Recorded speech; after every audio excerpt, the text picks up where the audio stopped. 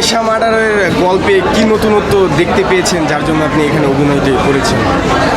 এখানে আসলে একটা সত্যের ছাপ দেখতে পেয়েছি, একটা সত্য ঘটনা দেখতে পেয়েছি, এবং আমার কাছে মনে হচ্ছে এটা আসলে দর্শকদের কাছে পৌঁছে দেওয়া উচিত, এই জন্য এশা মার্ডার করা।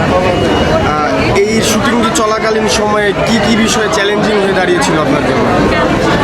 এমন চ্যালেঞ্জিং আসলে না, আমি তো আসলে থিয়েটার ব্যাকগ্রাউন্ডের, সো আমার কাছে চ্যালেঞ্জিং মনে হয়নি। আমি আসলে ক্যারেক্টারাইজেশন করার চেষ্টা করেছি ভালো মতো, ঠিকঠাক মতো। আমি আসলে আমার ডিরেক্টরের ডিরেকশন ঠিক মতো নেওয়ার ট্রাই করেছি, উনি কীভাবে চাচ্ছে এশাকে, তো ওইটা আমি ট্রাই করেছি। এবং একটু গ্রামাটিক্যাল কিছু বিষয় তো থাকে যেহেতু আমি থিয়েটারের, সো ওগুলো একটু কাজে লাগিয়েছি কীভাবে আসলে আরও ইমপ্রুভ করা যায়, সো এসব করেই আসলে করা। ভবিষ্যতে এর থেকেও ভালো কিছু দর্শকদের জন্য আপনি উপহার দিতে চাচ্ছেন কিনা? আসলে দর্শক তো আমাদের এশা মার্ডার দেখে বলছে যে এর থেকে ভালো ছবি থ্রিলার আসলে বাংলাদেশে হয়নি, এই নেক্সটটা কোনোটা করতে হলে এর থেকে ভালোটা করতে হবে। তো আপাতত এটাই দেখো, এটার সাথে তুলনা হবে না।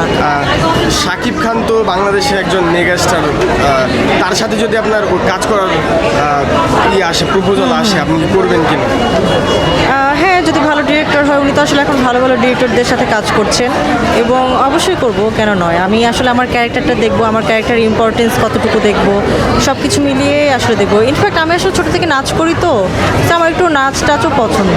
যদি আসলে এরকম হয়, কোনো ডান্স নাম্বার থাকে চরিত্রের সাথে, তো দেখা হয় না অনেক সময় ক্যারেক্টারও থাকে, ওই ক্যারেক্টারে আবার একটা ডান্স নাম্বারও থাকে, বা ফাইট থাকে, ফাইট সিন থাকে ওই ক্যারেক্টারের জন্য, এগুলোর জন্য আসলে আমি মুখিয়ে আছি।